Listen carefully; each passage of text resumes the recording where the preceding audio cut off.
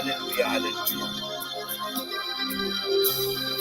Kapit na namang lumubog ang araw, dilim ng gabi, darating na naman. Purihin po natin ang Panginoong Diyos. Sa paghinlay mo, isip mo, Hallelujah, hallelujah. Kapagpalang gabi po sa bawat isa.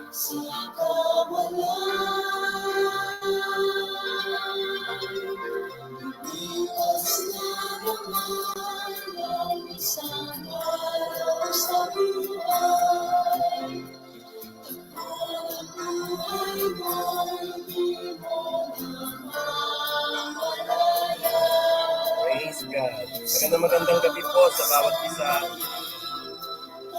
Thank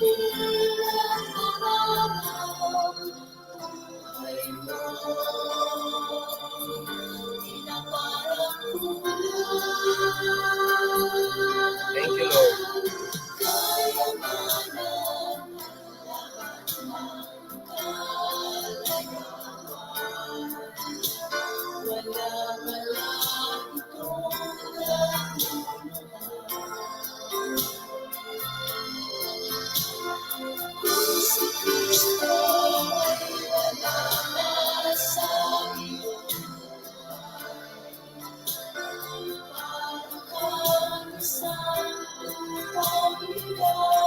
Muli ho, magandang gabi po sa bawat isa. Sumaatin po ang kapayapaan ng dakilang Diyos.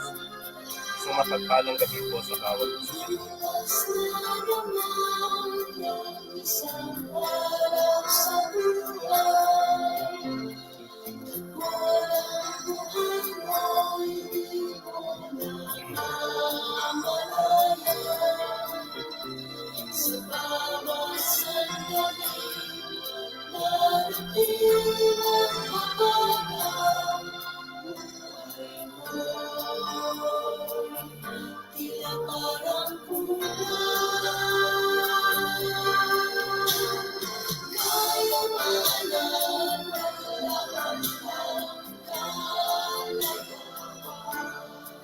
Praise God. Hallelujah, hallelujah.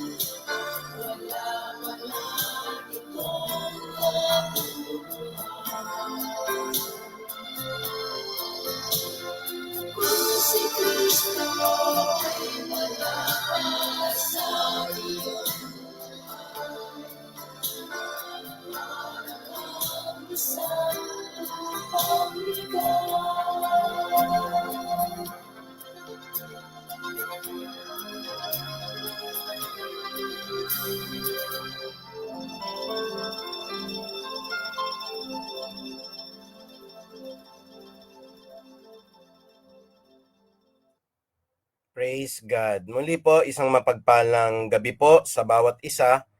Tayo po ngayon ay nagpapasalamat po sa ating Panginoong Diyos dahil isa na naman pong tagpuan natin ngayong gabi po ng Wednesday para i-broadcast po ng live ang atin pong Bible studies na nais pong ipahayag po sa atin ng ating dakilang Diyos. At sa lahat po ng mga sumusubaybay sa atin at sa broadcasting na ito, ako po'y taos-pusong nagpapasalamat sa Diyos sa walang humpay ninyo na pakikinig po upang matuto po kayo ng salita ng Diyos. Sapagkat ito po ay atin pong paglilingkod sa Panginoon, higit po sa lahat ng mga kapatiran, na maparangalan natin po ang Ama at maibigay natin po ang tunay na kahulugan ng kaligtasan, lalong-lalo na sa mga kaluluwa po na naghahanap po ng kanila pong masisilungan po na kaligtasan sa paraan pong katanggap-tanggap sa Diyos at talaga naman po na biblical.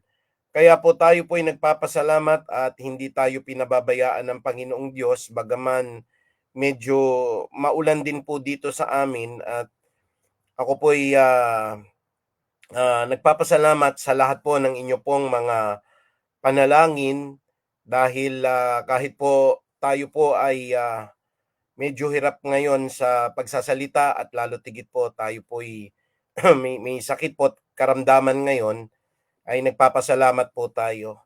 Kaya po sa mga panalangin po ninyo, ayaw na nga po akong paalisin po sa UST sa health service po kasi po tayo'y nagpapakita ng mga simptomas po ng COVID-19. Pero hindi po pwedeng mahinto ang gawain ng Diyos eh. At ako naman po ay naka-isolate naman ngayon po dito po sa aking kwarto. At baliwala ho ang sakit sa akin eh. Basta ang Panginoon pong mahalaga. At tayo naman po'y binayayaan na ng mga bakuna dati kahit COVID-19 pa ho yung atin pong karamdaman. Hindi tayo po pwedeng magapi sa pagpapahayag po ng banal na salita ng Diyos. At tayo po ay nagpapasalamat dahil hindi tayo makakapag-broadcast ng ganito po kung hindi po niloob ng ating Panginoong Diyos na tayo ho ay magkaroon ng kalakasan. Dahil ang kalakasan ko po ay ang salita ng Diyos, ang aking pinangahawakan, ang aral niya po sa pag-ibig, at lalo tigit po ang pagpapakumbaba para maipahayag po ang mga aral na ito sa lahat ng ating pong mga kapatiran. Kumbaga ho, ang filosofiya ko sa buhay, sakit ka lang, pero ang may-ari ng kagalingan ay walang iba po kung hindi si Kristo. Sabi nga ng Biblia, sa pamagitan ng mga latay at sa pamagitan po ng kanyang mga sugat, tayo pong lahat ay nagsigaling. Kaya purihin po ang Diyos sa mabilis na kagalingan po na ipinagkaloob niya po sa atin. At sa gabing ito, hindi po natin pwedeng antalain ang salita ng Diyos, kalooban pa rin po na tayo po ay makapag-broadcast. Tayo po ay nagpapasalamat sa lahat ng ating mga kapatid, lalong-lalo na si Diana. Magandang gabi sa iyo, Diane, at pagpalain ka ng ating Panginoon. Kasama din po si Crisel na patuloy pong sumusubaybay sa atin at tumutulong sa atin pong mga paghihimay-himay ng salita ng Diyos. Crisel, kamusta po kay Brother Husband at sa tatlo po ninyong chikiting? Kamusta po kay Brother Nel? At saka po si Tilar Salvador, pagpalain po kayo ngayong gabi. Kasama din naman po si Georgie Alejandro, ang atin pong palaging buena mano. At loobin nawa ng Panginoong Diyos sa mabilis nating paggaling, kami ay aakyat dyan ni Sister Irma ulit at ng lahat ng atin pong youth ministry team para turuan po ulit ang lahat ng kabataan sa Puray. At saka po si Joria Manuel, pagpalain po kayo lahat ng ating Panginoon. Kasama po si John Rubia at si Demalin Narce. Pag nandyan po si Sister Demalin, nandyan si Marlo, hindi ho ba? Taos puso rin po ang pasasalamat na pinapahatid ko po sa Diyos sa lahat ng mga nakatunghay po sa Puray Christian Church. Pagpalain nawa tayo ng ating dakilang Diyos, lalong-lalo na sa kapahayagan po ng kanyang salita ngayong gabi. Kay Pastor Elmer na siya kong katuwang po sa pagpapahayag ng salita ng Diyos. Kay Sister Leia, patuloy po na pagpalain po kayo ng Panginoong Diyos diyan. Sa lahat po ng ating mga gawain po sa Marbal, ako po'y lumiban po muna kahapon at kaninang umaga sapagkat medyo nagpapagaling po tayo at maaga po tayong umuwi ng eskwela. Kaya sa susunod na lamang ako makakarating sa atin pong Pangulo ng Marbal, lalong-lalo na kay Pastor Jerry Ballesteros na nakatunghay po ngayon. Salamat po sa concern and care po ninyo. Ako po'y magaling po at hindi po ako kayang gapiin kahit COVID-19 pa ho ito. Kaya magandang gabi po sa lahat ng atin pong mga kapatiran, lalo tigit po sa pinararating natin ho na mga tagapakinig natin sa Estados Unidos. Maraming salamat po kay Atilina na walang humpay pong tumutulong sa broadcasting effort po ng Feast of Harvest Christian Ministry. Sa buong Cruz family po na sila po'y kasangkapan din po sa lahat ng mga gawain po natin ng pagpapahayag ng salita ng Diyos. Kasama ang prayer natin po kay Atilina at lalo tigit po sa Care Force ang atin pong panalangin na patuloy na pagpalain po kayo ng ating Panginoon. Sa ating mga kapatid po sa Canada, nagpapasalamat po tayo, lalo tigit po, ayan po, kina Nico, at gayon din naman po kay ah, sa kanyang pong sister wife, ano ho. Ayan po. So magandang gabi po sa buong Sons family po. At pagpalain tayo ng Panginoong Diyos, lalo na po ang mga kamag-anak ko rin po sa Texas at gayon din naman po diyan po sa California. Isang mapagpalang gabi po sa inyo sa pakikinig po at pagsusubaybay sapagkat meron po tayong mapag-aaralan ngayong gabi na kapupulutan natin ho ng mga pira-piraso po na pag binuo natin ho'y tutungo tayo sa buhay na walang hanggan. Mga aral po na mga mahalaga po ito. Kaya si Eunice, ayan po, magandang gabi po kay Eunice at sa bibi po nila sa Canada. Sa buong Ramos and Hiron family, pinararating din po natin sa United Kingdom kay Brother Jojo Bilog, ang isang mapagpalang gabi. Binabati ko rin po ang buong Gutierrez family. Sana po'y nasa maganda po kayong kalagayan. At ang lahat ng kapatid po natin sa gitnang silangan, lalong-lalo na po si Sister Aster, isa pong mapagpalang gabi. Kamusta na po kayo ni Ivan? And hopefully po ay excited po kami na makita na po kayo. Sana po ngayong Kapaskuhan ay makapagbakasyon po kayo dito sa Pilipinas. Kasama po si Ate Ellen at kung maaari din po sila Sean. Kamusta na rin po si Brother Alex at saka si Sister Len. Tsaka po si Renuel. Ayan po, alam ko nakikinig po. Magandang gabi po sa inyo. Sa lahat po ng mga kapatid natin, na kapatid na Dino, at ang buong mga kapatiran po, kamag-anakan po ni Brother Dino, dyan po sa St. Mary Subdivision, isang mapagpalang gabi po sa bawat isa sa inyo.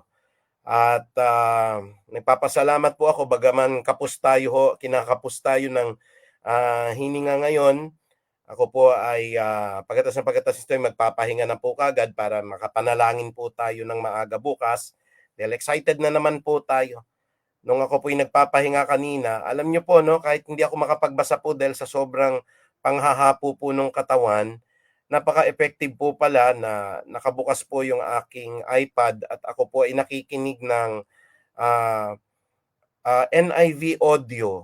Natapos ko po kanina sa NIV audio nang nakapakinig lamang po ako at habang rin yun, pwede nyo ring basahin po. Naging kapaki-pakinabang po yung araw natin dahil hindi po nasayang na hindi natin nabasa at napakinggan po ang buong aklat po ng Juan. Kaya po sa lahat ng mga kapatid natin, dyan naman po sa Japan, kay Midori at saka po kay Lizette at kay William, sumain niyo po ang kapayapaan ng ating dakilang Diyos. Kamusta rin po ang lahat ng mga kapatiran, lalong-lalo na po dyan po sa Marikina. Pagpalain po kayo ng ating Panginoong Diyos. Binabati ko po ngayong araw na ito si Micah. Magandang gabi at happy birthday po kay Micah sa kanya pong kaarawan ngayon. Pagpalain ka lalo ng ating Panginoon.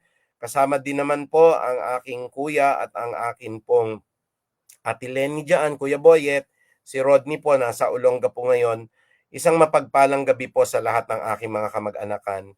At si Marlene po ngayon ay nasa Nueva Ecija sa kanya pong law firm doon. Mami, magandang gabi. Alam ko kahit na may sakit ako'y patuloy ang panalangin mo. At hindi naman ako pinababayaan po nila mama at papa rito.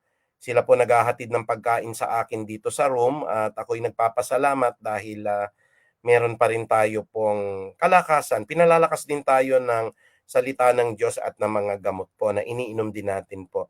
Kaya magandang gabi po sa lahat ng atin pong mga kababayan din po, lalo na po dyan po sa Kainta, pagpalain po kayo na sana'y maganda ang panahon dyan. Sa lahat ng mga taga-Antipolo po, na sana po ay hindi malakas ang ulan at patuloy po. Very clear tayo dyan po sa Puray, Montalban, Rizal, sa San Mateo at sa kabuuan po ng atin pong mga gawain.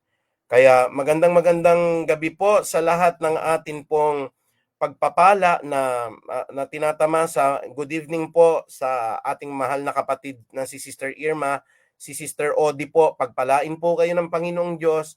Sila Tatay Doming po, si Sister Emmy. Ayan po yung ating masugid po na walang absent po kada umagang prayer meeting natin. Magandang gabi din po kay Mima na kahit na alam ko po na may karamdaman si Mima ay hindi po nakakalimutang dumalo po ng morning prayer meeting natin at palagi po kayong nasa panalangin. Magandang gabi din po kay Ate Luz, ayan po, at sa lahat-lahat po ng ating nakakasubaybay at nakakasama po sa mga panalanginan. Kaya pagpalain po tayo ng ating Panginoon. Magandang gabi rin po kay Richel. Long time no see na. Sana makita po natin siya sa muli pong pagdalo doon po sa Puray. At ganyan din naman kay Maribel. Pagpalain ka. At maraming salamat sa pakikinig nyo. Kay Crisel po, thank you sa update.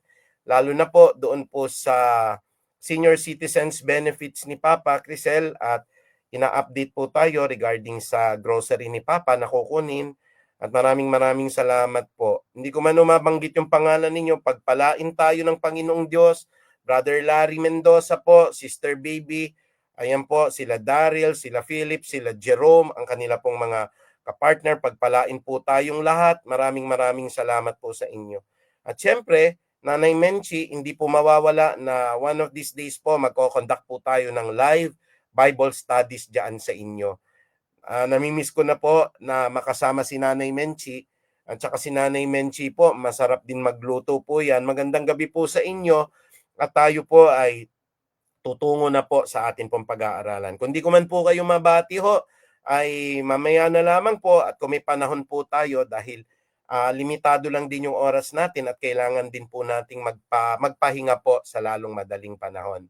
Kaya po ang atin pong pag-aaralan po ay pinamagatan natin ang kaligtasan po ni Sakeo. Ayan po. Kaya ako gusto kong ipakita sa inyo ang mga aralin po na ito. Kasi napapanahon po, lalo tigit po nakikita natin yung mga nangyayari ngayon na mga katiwalian po sa gobyerno. Ang lahat na nakikita po natin na mga walang habas po na pagkamal ng mga salapi sa pamamagitan ng korupsyon at katiwalian. Pero gaya po ng aking sinasabi sa inyo, ang kaligtasan po ng Diyos ay para sa lahat. Kung ito po ay tatanggapin natin at makikita po natin ang proseso ng kaligtasan ho ng Diyos na matatagpuan po natin sa buhay po ni Sakeo. Doon po sa mga nakaaraan po nating mga Bible studies, lalong-lalo na po kung kayo po ay nakapakinig po, yung pong dapat nating pag-aaralan nung nakaraan po na Wednesday ay tungkol po doon sa magnanakaw na kumilala kay Kristo sa krus po ng Kalbaryo. Pero binago nga ng Panginoong Diyos at ginawa po niya ano po yung naging tugon ng tao sa pagpapatawad na binigay po ni Kristo. At kung naalala niyo po, may mga kumutya sa ating Panginoong Hesus, kinukutya siya, hindi po nila tinanggap yung kaligtasan. May mga nanglalait po kay Kristo at higit po ay may mga tumuya sa kanya. Pero yung magnanakaw po na nasa krus ng Kalbaryo, yun pong isa po'y tinuya siya, pero yung isa naman po ay nagpakita ng pagkatakot sa Diyos. At nung nakaraan naman pong linggo sa preaching natin, kasi ito po'y laganap na laganap, lahat kayo gumagamit po ng tinatawag nating tawirang pangmadla o yung social media, paano natin maia-apply ang aral po ng Diyos dito po sa hatirang pangmadla o social media. Recap lang po para hindi nawawala po.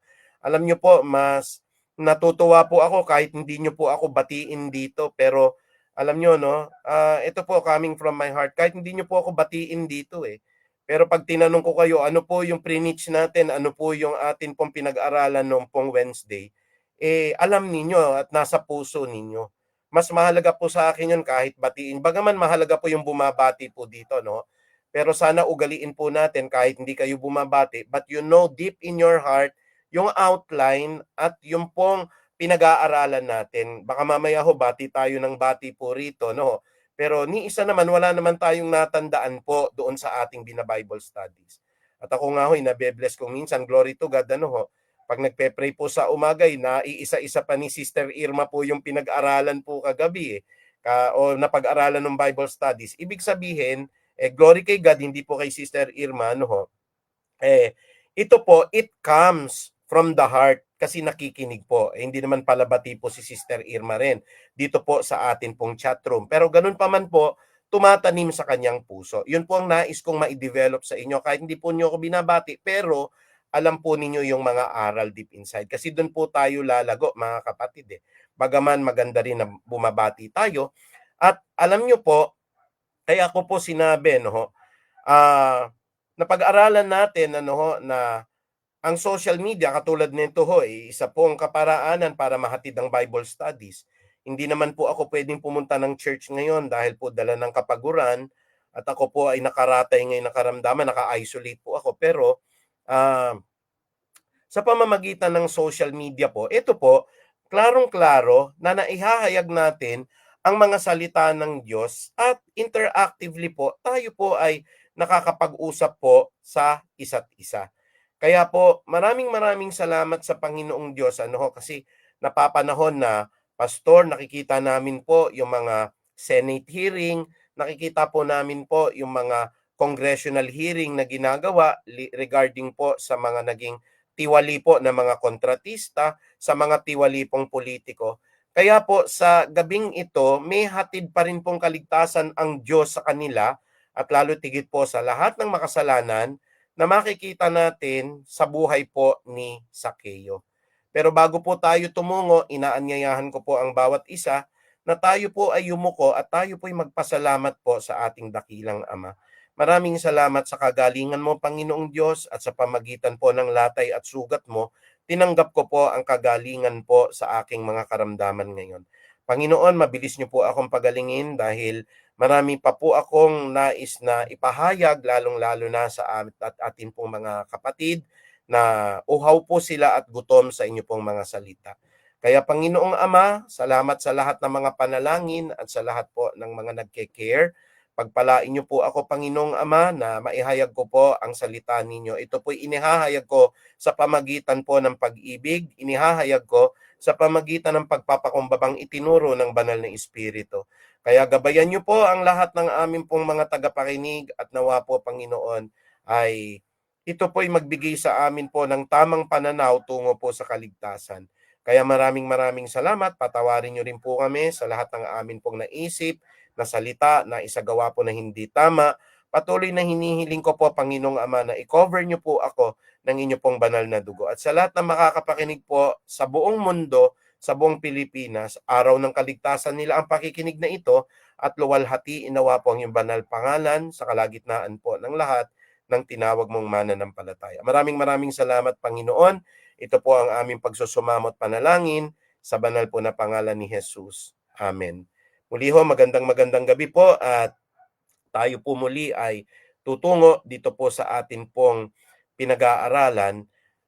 Paano ho ba ang proseso ng kaligtasan po ng isang tao?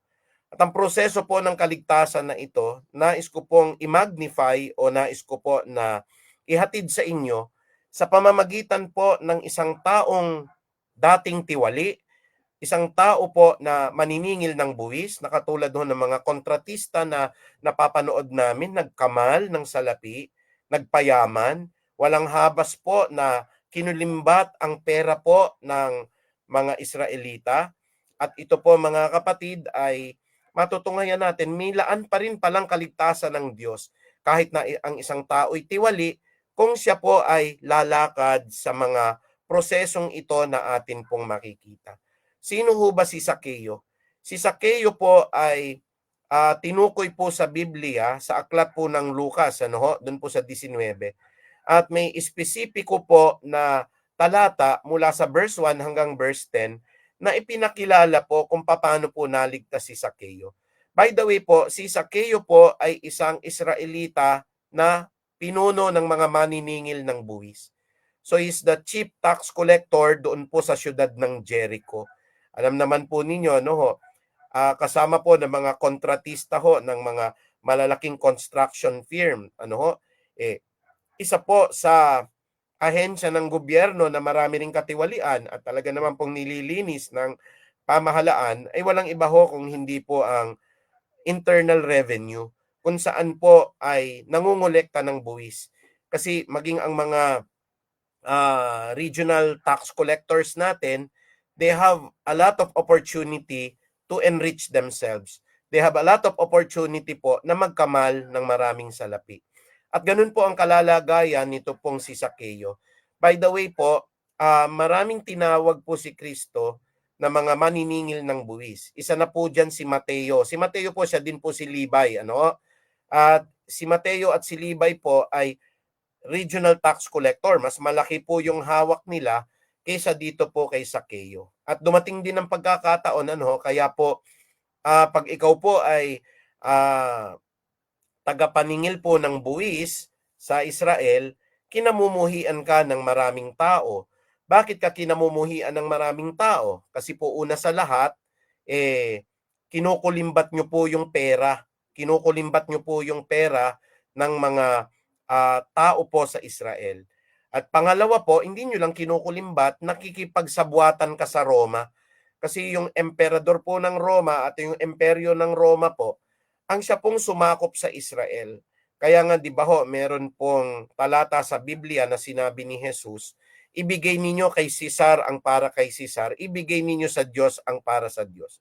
Dahil dumating ang pagkakataon, sinakop po sila ng Imperyo Romano at ang naging hari po nila sa kabuuan po ng Israel, walang iba po kung hindi si Caesar o yung emperador po ng Roma. Kaya po ayaw na ayaw ng mga tao ang isa pong tagapaningil ng buwis. At ngayong gabi po, para mabigyan tayo ng maliwanag po na pananaw, paano po naligtas si Sakeo, na maaring ito po ay atin pong ma-apply sa ating buhay, lalong-lalo na sa mga nakikinig sa atin. Baka may mga nakikinig sa atin na bigat na po kayo dahil na kayo po ngayon ay nasa isang sitwasyon po na ipit na kayo sa mga kontratista ho, baka may mga nakakapanood ngayon o sa mga nanunungkulang sa pamahalaan po na kayo po'y nagipit na ngayon dahil po kayo'y nahuli sa paggagawa ng katiwalian. Meron pa pong pag-asa na ibinibigay po sa atin ang atin pong Panginoong Hesukristo. Kaya po sa gabing ito, ang atin pong pag-aaralan ay kaligtasan po ni Sakeo. At ano po yung step-by-step procedure, Pastor, upang ang isang tao po ay maligtas? Ano po yung prosesong dapat lakaran para siya po ay maligtas? Ano ho? Ngayon ho ang panahon para makita natin kung paano po maliligtas ang isang tao. Kaya po, muli ho babalikan natin ito pong talata ng Biblia mula po sa Lucas dito po sa 10, patuloy po 1 hanggang 10. Ayan po, no? So titignan nun natin ngayon ano po yung pong makikita po natin dito na mahalaga pong pangyayari. Sabi po dito, pumasok si Jesus sa Jericho at naglakad siya sa kabayanan. At may isang tao roon na ang pangalan niya ay Sakeo. Si Sakeo po ay isang pinuno ng mga maniningil ng buwis at siya po ay mayaman. Pansinin niyo po yung mga talata ho na nakalagay dito, no ho? Ayan. At ang sabi po dito, sinikap niyang makita si Jesus upang makilala kung sino ito. Ngunit sa dami ng tao, hindi niya ito makita dahil siya po ay isang pandak. Kaya't patakbo po siyang nauna sa daanan ni Jesus at umakyat siya sa isang puno ng sikamoro. Pagtapat ni Jesus sa lugar na iyon, ay tumingala siya kay Sakeo at sinabi, Sakeo, bumaba ka agad sapagkat kailangan kong tumuloy ngayon sa iyong bahay. Ang sabi ng verse 6, nagmamadaling bumaba si Sakeo at tuwang-tuwang tinanggap si Jesus sa kanyang bahay. Lahat ng nakakita nito ay nagbulong-bulungan at kanilang sinabi, nakikituloy siya sa isang makasalanan, ang sabi nila. Yan. So sa verse 19 po yun, verse 19, di po verse 10, sa chapter 19. Sabi po ng Lucas 19, dito sa 8 hanggang 10, tumayo si Sakeo at sinabi niya kay Jesus, Panginoon, ipamimigay ko po sa mga mahihirap ang kalahati ng aking mga kayamanan. At kung ako po'y may nadayang sino man, isasauli ko ito sa kanya ng maka-4 na beses. At dito po sa verse 9 to 10, at sinabi sa kanya ni Jesus, ang kaligtasan ay dumating ngayon sa sambahayang ito sapagkat anak din ni Abraham ang taong ito. Ang anak ng tao ay naparito hindi upang hanapin at iligtas ang mga naligaw. Purihin po ang Panginoong Diyos. So mula po sa Lucas, nagkaroon lang tayo po ng kaunting error dito. 19 po yan, hindi po 10. Ano? Sa Lucas 19, 1 hanggang 7 po, until Luke chapter 19 verse 8 to 10 bilang pagpapatuloy kasi medyo mahaba po. Makikita natin dito mga kapatid, ano po yung nangyari sa buhay ni Zaccheo. Hindi naman po siya instantaneously lang born again na po siya. Naalala niyo po nakikipag-usap po si Kristo kay Nicodemo, maliban na ang tao'y ipanganak namang muli, katotohanang sinasabi ko sa iyo, hindi ka makakapasok sa kaharian ng Diyos. Kasi po ang born again po ay hindi po relihiyon, ang born again po ay hindi po organisasyon. Ito po ay personal mong ugnayan kay Jesus. Kaya dun sa ating mga talata po na binabasa kanina, pansinin niyo po, itong mga nilagyan ko ng kulay. Ang tao po na tinutukoy dito ay si Zaccheo. Siya po ay isang napakayaman na tao dahil pinuno ho siya ng mga maniningil ng buwis at siya po'y ubod ng yaman po. Ka-level niya po yung mga kontratista ngayon na nababalitaan ninyo, na napakadaming mga sasakyan, napakalaming mga salapi, nakalagay po sa lamesa yung kanilang limpak-limpak na mga pangbigay po na suhol, ganun po kayaman din po si Zaccheo. Pero pansinin ninyo, nakabalita po siya na darating po si Jesus. Kaya nung nabalitaan niya, isa po sa testimony na nakita niya, yung kanyang pinaka-boss po nagbago. Walang iba po kundi si Mateo. Si Mateo po kasi ay mas mataas ang katungkulan po kay Zaccheo. Pero nung naligtas si Mateo, nakita niya po tumalikod sa katiwalian, naging masaya na yung buhay ni Mateo, at siya po ay hindi na po katulad ng dati na napakaganid sa pera. So he was so curious, sino nakapagpabago kay Mateo? Kaya nabalitaan niya, tinanggap ni Mateo si Jesus po bilang Panginoon at tagapagligtas. At dito naman po sa Lucas 19:1 hanggang dun po sa 10, doon naman po na-excite ngayon si Zaccheo. Sino kaya yung Jesus na yon? Kaya lang po, uulitin ko po, babalik ko po dito sa pinag-aaralan natin. Dito po sa verse 3, sinikap niyang makita si Jesus upang makilala kung sino ito. Ngunit sa dami ng tao, hindi niya ito makita dahil po siya ay pandak. So meron pong mga hadlang. Dami ng tao po, marami ring gusto pong makakita kay Jesus. Pangalawa po, physically, hindi po siya nabiyayaan na siya po ay may katangkaran dahil po siya po ay pandak. Diretsahan nga hong sinabi ng Biblia. So marami pong balakid. Hindi niya makita si Jesus dahil sa sobrang dami ng tao at siya po ay pandak. Kaya ang only only means niya upang siya po ay makakita kay Jesus ay makaakyat siya sa isang malaking puno. Alam niyo po, sa Israel marami pong puno ng sikamoro. Etong sycamore tree po, medyo malapad ho yan. Napakalapad po niyan. Hindi po basta-bastang pwedeng akyatin po yan. At yan pong sycamore po na yan, marami po yang mga sanga-sanga. Pero hindi po ito naging hadlang. Muli po basahin natin, Ang sabi dito sa verse 4, kaya't patakbo siyang nauna sa dadaanan ni Jesus at umakyat siya sa isang puno ng sikamoro. Pagtapat ni Jesus sa lugar na iyon, tumingala siya kay Zaccheo at kanyang sinabi, Zaccheo, bumaba ka agad sapagkat kailangan kong tumuloy ngayon sa iyong bahay. Sa verse 6, nagmamadaling bumaba si Zaccheo at tuwang-tuwa siyang tinanggap si Jesus sa kanyang bahay. At sabi ng verse 7, lahat ng nakakita nito ay nagbulong-bulungan. Nakikituloy siya sa isang makasalanan ang sabi nila. Ayan, mga marites po, chinismis pa si Jesus at saka si Zaccheo. Kasi si Jesus po, pumasok sa bahay ni Zaccheo. Welcome na welcome naman po kay Zaccheo.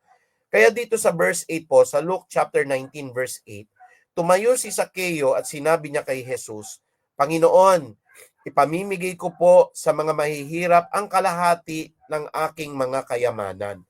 At kung ako'y nadaya ng sinuman o ako'y minadayang sinuman, isasaoli ko ito sa kanya ng maka-4 na beses.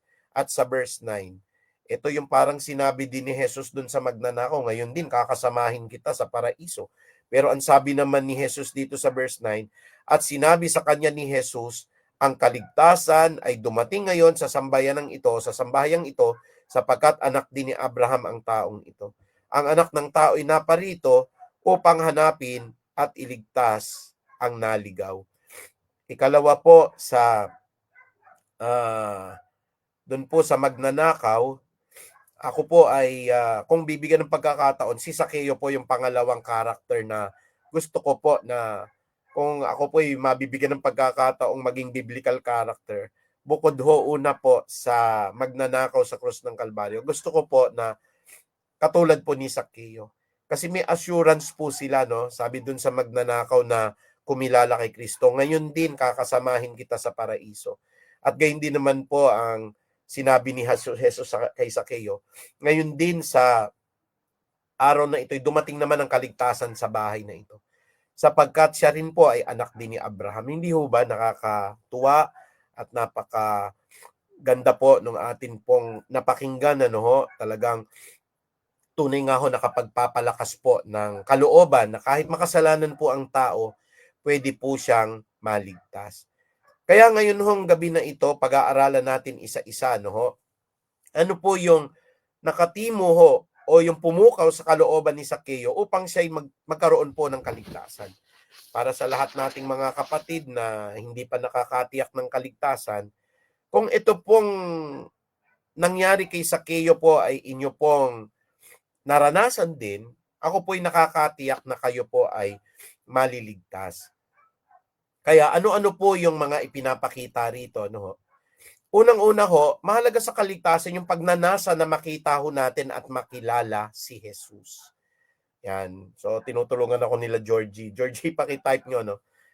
Paano po naligtas si Sakeo, no? Kaligtasan ni Sakeo. Number 1, no, pagnanasa na makita at makilala po si Jesus.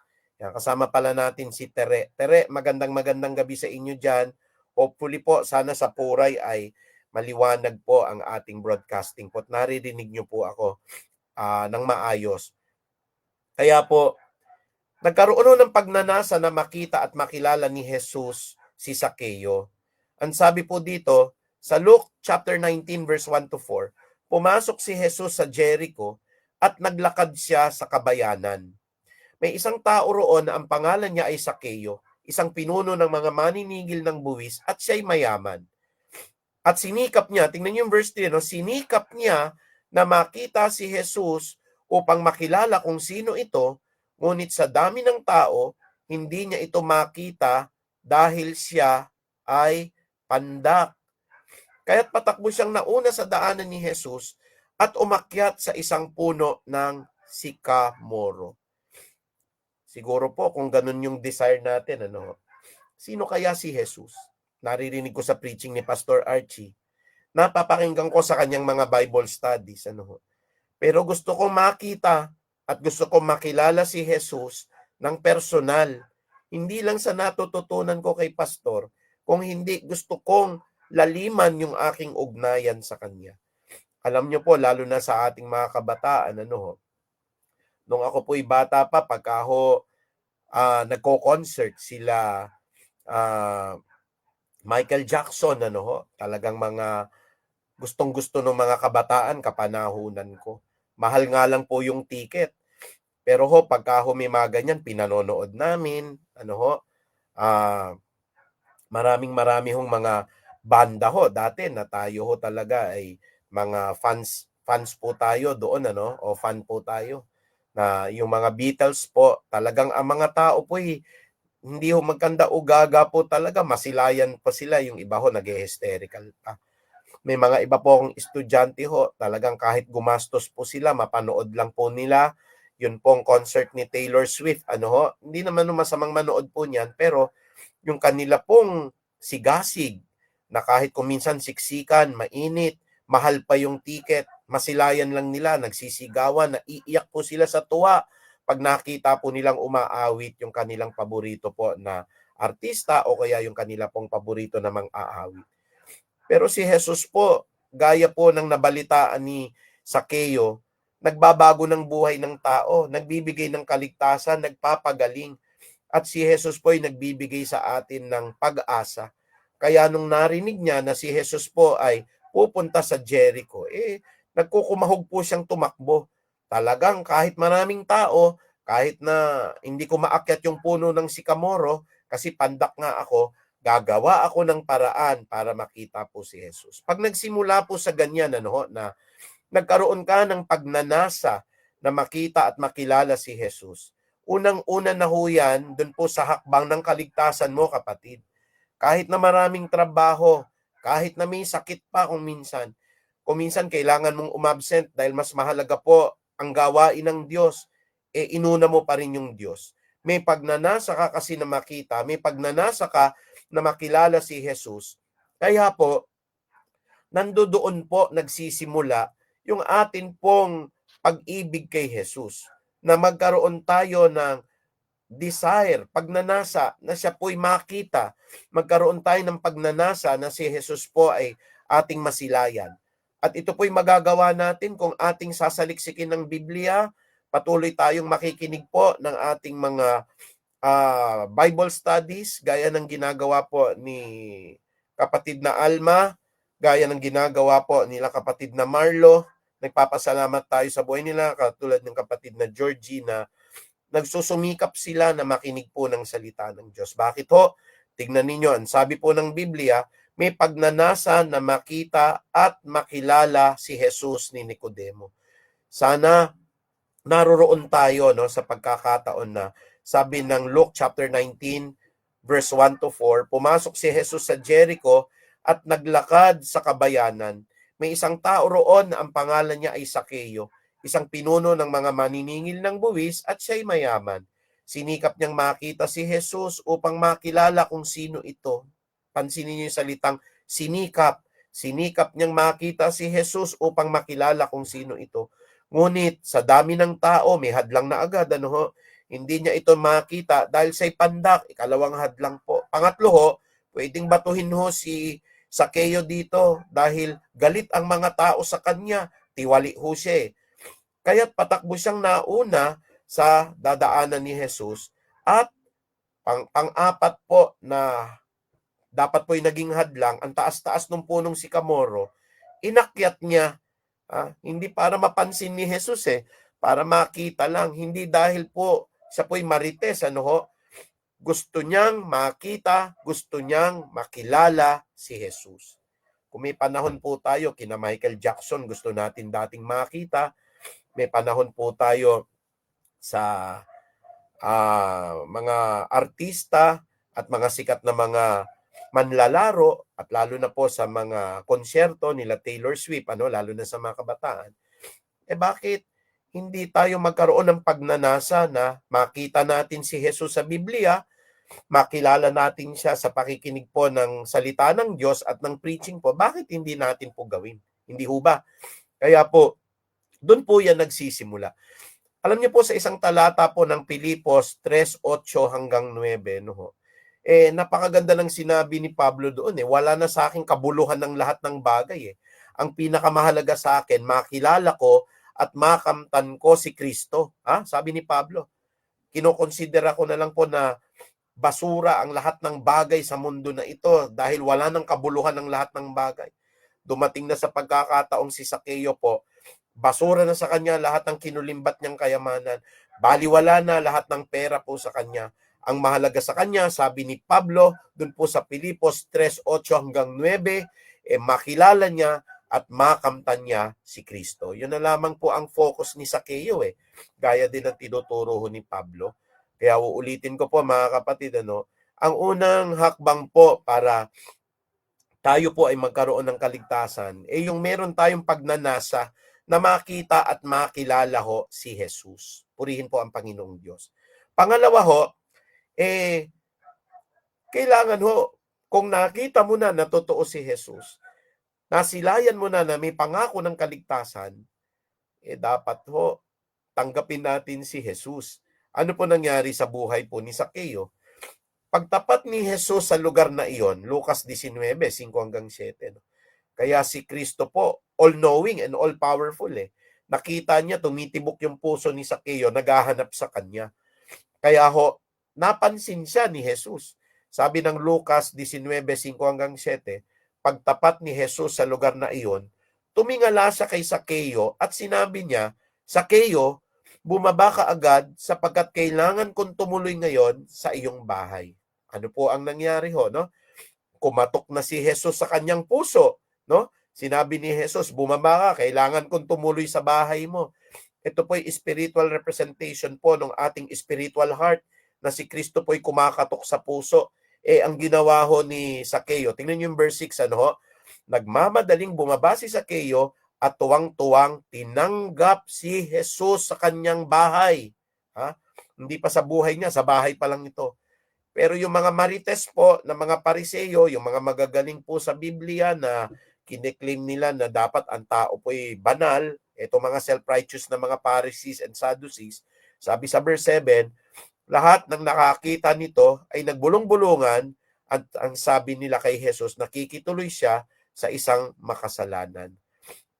Purihin po ang Panginoong Diyos. Naglalakad po si Jesus, ano ho? Nakita niya si Sakeo ho dahil maliit, nandun sa taas po ng puno ng sikamoro, siguro nag-alala din si Kristo, baka mahulog ka dyan, kapuna-puna ka dyan eh. Pero higit sa lahat, nakita ni Kristo yung laman ng kanyang puso, na siya po ay nagnanasa na makilala at makita niya si Jesus. Kaya sinabi po ni Jesus sa kanya, bumaba ka ngayon din Sakeo at ako'y papasok sa iyong bahay. At tuwang-tuwa naman ho na bumaba si Sakeo sa puno ng sikamoro, at kanya pong taos-puso at masayang tinanggap si Jesus sa kanyang bahay. Ang ikalawa pong bahagi ng kaligtasan ng tao ay ang pagtanggap kay Jesus sa ating buhay. Ito nga ho, sa bahay lang ho pero representasyon ang bahay po ng ating buhay.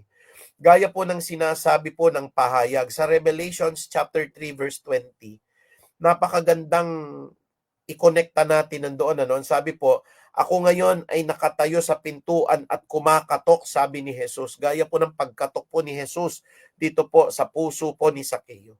Ang sino man magbubukas ng pintuan, ako'y papasok sa loob at makikisalo sa kanya. Tama-tama ho yung nangyari, no? Dun sa pahayag 3:20 na ito pong si Sakeo po, mga kapatid, nagbukas ng kanyang bahay kay Jesus. Tinanggihan ba siya ni Jesus? Pumasok nga si Jesus literal, nakikain sa kanya, at doon po sa loob ng bahay, mga kapatid, doon naganap po yung kanyang pakikipag-ugnayan kay Jesus. Di ba napakaganda po, no? So, hindi lang ho yung pagnanasa na makita niya po si Jesus at masilayan at makilala. Gaya ng atin pong tinalakay, ikalawa ho, meron ho siyang pagtanggap kay Jesus. Kasi po, verse 6, nagmamadali siyang bumaba, no? Tuwang-tuwa pong tinanggap si Jesus sa kanya pong bahay. Sa lahat ng hindi pa mananampalataya po na nakikinig ngayon, si Jesus po'y kumakatok po sa pintuan ng inyong puso. Ano man ang kalalagayan mo, kahit ikaw po'y tiwalipang kontratista o kaya po ikaw po'y maniningil ng buwis, ikaw man po ay gaya na sinabi natin, mangangalunya, magnanakaw ka, marami ka napatay na tao. Ang good news po, ang kaligtasan po habang buhay tayo po ay pinagkakaloob ng Diyos. Tinatawag ka ngayon ng Diyos. Ang dapat mo lang gawin po, no? Magkaroon ka ng pagnanasa, lalong makilala si Jesus. At kung nakilala mo na siya sa mga preaching po at mga Bible studies na ito at sa personal mong pagbabasa ng Biblia, papasukin mo siya sa puso mo, papasukin mo siya sa bahay mo, lalo tigit papasukin mo po sa iyo pong buhay. At nung nakapasok na po siya, si Jesus sa bahay ni Sakeo, dito natin makikita, yung pong immediate transformation, unless a man be born again, he cannot enter the kingdom of God. Kaya si Jesus po nakikain, nakisaya, andun din po yung ibang mga maniningil ng buwis, yung mga ibang prostitute po, yung mga ibang makasalanan, at pinagchichismisan po sila ng mga self-righteous na mga pariseyo. At ang sabi po ng Lucas 19:8, tumayo si Sakeo at sinabi niya kay Jesus, Panginoon, ipamimigay ko po sa mga mahihirap ang kalahati ng aking mga kayamanan. Mga kapatid, lalo na sa mga nababalitaan natin ngayon, hindi ho ba? Siguro po, ako po ay isang teacher, Ang asawa ko po, meron po siyang law firm. Siguro biyaya na ho na meron kaming dalawang sasakyan, ano ho. Dalawang sasakyan na galing ho sa pagod, sa pawis, sa pagsusumikap po namin, no ho. Si Mrs. po, nakabili po siya ng Fortuner. Po, ordinaryong sasakyan lang po na para sa isang abogado. May-ari po siya ng law firm. At nakaroon din po kami ng Mitsubishi Expander. Ano ho, dalawang sasakyan na ipinagkaloob sa amin ng Diyos. At yun po'y galing sa pawis namin. Pero halimbawa, nakabalita ho kayo no, na 4 na po, 100 sasakyan, puro luxurious car, tigta 30 million po. No? Mahirap po sa mga ganong klase po ng tao na ibalik po sa mga pinagnakawan nila yun. Kasi nga, nandoon po yung pagiging gahaman sa pera. Pero may isa ka o dalawang sasakyan, okay na po yun kapatid, lalo na't galing sa pagod at pawis po ninyo. No? Pero yung nangyari po kay Sakeo, willing po siya. Kung halimbawa ho, kalahati ng kayamanan po niya, ibalik niya dun sa mga mahihirap. Kasi meron din naman po siyang pinagpaguran doon talaga, nakinita naman po niya sa malinis na paraan. Kaya sabi po ng 2 Corinthians chapter 5 verse 17, at yun po'y palagi kong ipinapahayag sa pulpito, sabi ng 2 Korinto 5:17, sino man ang nakay Kristo Jesus ay nagiging isa ng bagong nilalang. Ang luma po ay lumilipas na at ang bago po ay dumarating. If anyone is in Christ Jesus, he is now a new creation. The old is gone and the new has come. At ang pagbabago po sa sarili, naganap doon po sa loob ng tahanan ni Sakeo. Sabi po ni Sakeo sa Lucas 19:8, tumayo si Sakeo at sinabi niya kay Jesus, Panginoon, ipamimigay ko po sa mga mahihirap ang kalahati ng aking kayamanan. It is but just and fair. Dahil alam ko naman po, kalahati naman din ng kayamanan niya, pinaghirapan niya. Kaya yung pong lahat ng mga kinulimbat niya, yung pong lahat ng mga ninakaw niya, yung pong lahat po ng kanya pong nakamal bilang pagkuha po sa mga tiwaling paraan, willing po siya, ibalik yung kalahati ng kanyang kayamanan po kasi nandoon po yung pagbabago ng kanyang sarili. Kaya nga po, naganap po yung pong 2 Korinto 5:17. Kung tayo po ay nakipag-isa na kay Kristo, tayo po ngayon ay nagiging isa ng bagong nilalang. Ang luma po ay lumipas at ang bago po ay dumarating. Purihin po ang Panginoong Diyos. Ikaapat, mga kapatid, besides sa pagbabago sa sarili, nagkaroon ho siya ng pagsisisi. Ito, every step, every action po, nakikita natin yung pagsisisi na naganap sa kanya. Ano po yung pagsisisi na itong naganap? Ang sabi po ng Lucas 19:8, at kung ako'y may nadayang sinuman, isasaoli ko ito sa kanya ng maka-4 na beses. Ayan. So, nakita natin, kung may nadaya ako na kung sino man, dapat ganun ang attitude ng mga contractor ho na nagsipagyaman eh. Sabi nga ng Bible, ano bang pakikinabangin ninyo kung makuha ninyo lahat ng kayamanan? Meron po kayong mahigit 100 na sports car. Meron po kayong limpak-limpak na salapi po, hindi na magkamal po sa loob ng bahay ninyo. Isang swimming pool yung kasing dami ng inyo pong pera. Yung bahay nyo po, ang dami-dami, by trillion yung kayamanan nyo sa tiwaling paraan. Pero ano man pakikinabangin ng tao, yun po'y pumasok siguro sa puso po ni Sakeo. Makamtan niya man lahat po ng kayamanan at salapi po, nawala naman yung kanyang kaluluwa. At gayon din naman po yung aral natin, mas mahirap po sa isang mayaman ang pumasok sa kaharian ng Diyos kaysa sa isa pong kamelyo na pumasok po sa butas ng krayom. Kaya mas madali po sa kamelyo na gawin po yun sa isang kapahayagan po na hindi naman literal. Ibig sabihin, pagka po tayo po'y naengganyo sa pagiging gahaman sa salapi, wala na tayong pag-asa po sa buhay na walang hanggan. Pero pag naging katulad tayo ni Sakeo, gaya po ng sabi dito, at kung ako man may nadayang sino man, isasaoli ko ito sa kanya ng maka-4 na beses, 4 times. Purihin po Panginoong Diyos. Napansin nyo kanina, nung siya po ay nagbago sa kanyang sarili. Kalahati ng kayamanan ko, kasi may pinagpaguran din naman po siya doon. Pero para patunay po nung kanyang pagbabago, nagsisisi ako, Panginoon, kung may nadaya ako, Dapat ibabalik na lang kung ano lang ho yung nadaya, ano? Pero 4 times. Para po kung ano man yung danyos perwisyo, o kaya yung pong interes ng pagkakadaya ko, o kaya kung ano man po yung mga nagawa ko po na katiwalian, ibinabalik ko 4 times. At palagay ko ho, baka maubos pa yung kalahati ng kayamanan niyang natitira roon kasi may pagnanasa ho siyang magsisi.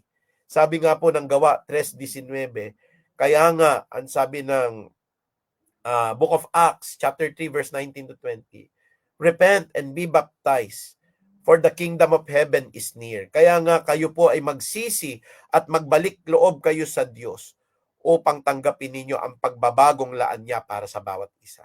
No?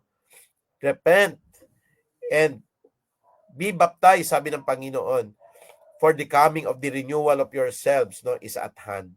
Kaya tama ho, naganap po yung magsisi kayo at mapagbautismo kayo sa pangalan ni Jesus upang mangaghugasan po ang lahat ng inyong kasalanan. Sabi ng Gawa 3:19 hanggang 20.